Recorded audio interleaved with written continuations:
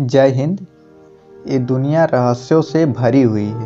बहुत सी अफवाहों के साथ कई ऐसी सच्ची घटनाएं भी हैं जिन पर यकीन कर पाना बेहद मुश्किल है।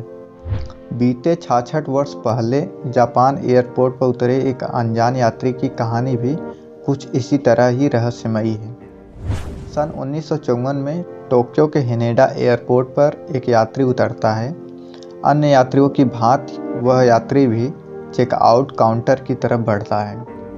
उस पैसेंजर का भी पासपोर्ट वेरिफिकेशन के लिए ले लिया जाता है।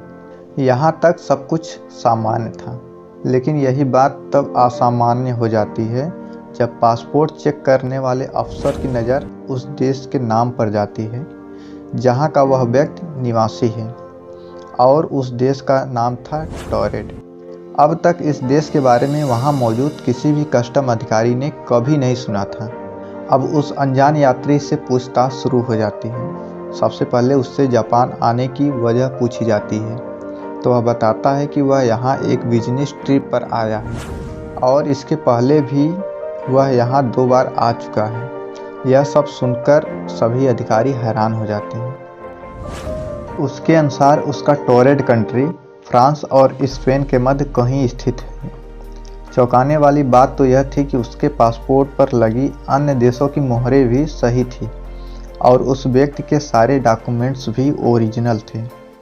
आपके भी दिमाग में ये चल रहा होगा कि फिर गलत क्या था? तो गलत ये था कि जिस देश से वह व्यक्ति आने का वादा कर रहा था, एक्चुअल में वह देश दुनिया में कहीं मौजूद ही नहीं था।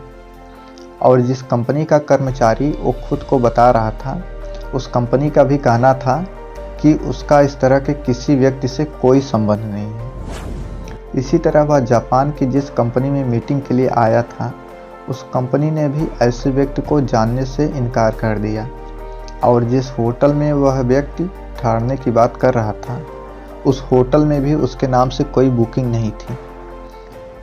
सभी हैरान कस्टम अधिकारियों ने जब उस अनजान यात्री को वर्ल्ड मैप दिखाकर उसमें खुद के कंट्री को खोजने को कहा तो उसकी अंगुली एंडोरा नामक देश पर जा रुकी और वह झुझला गया।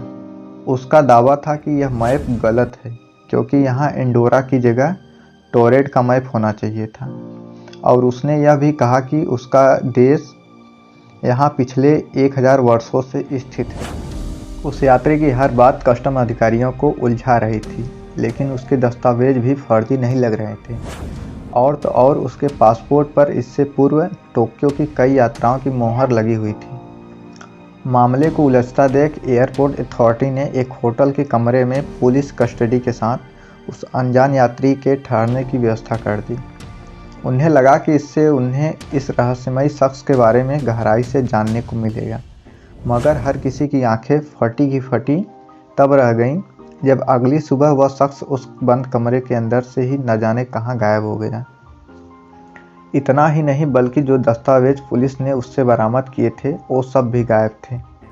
वह शख्स कौन था, कहां से आया था और ये टोरेड देश का क्या राज था, ये सब आज 66 वर्षों के बाद भी एक रहस्य बना हुआ है। कई रिपोर्ट्स में ये बात भी कही गई कि वो शख्स टाइम ट्रेवलर था जो गलती से इस समय में आ गया था। हालांकि अभी तक इस तरह की किसी भी बात की पुष्टि नहीं हुई है। दोस्तों, समय यात्रा की यह घटना हैरान कर देने वाली है।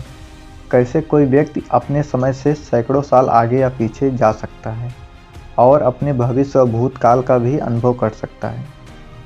इस तरह की कुछ घटनाएं काल्पनिक भी हो सकती हैं, लेकिन कुछ घटनाएं तो ऐसी भी हैं जिनके पुख्ता साक्ष्य भी मिले हैं। इस टाइम ट्रेवलर घटना के बारे में आपकी क्या राय है? कमेंट में ज़रूर बताएं। उम्मीद है कि यह वीडियो आपको पसंद आई होगी। धन्यवाद।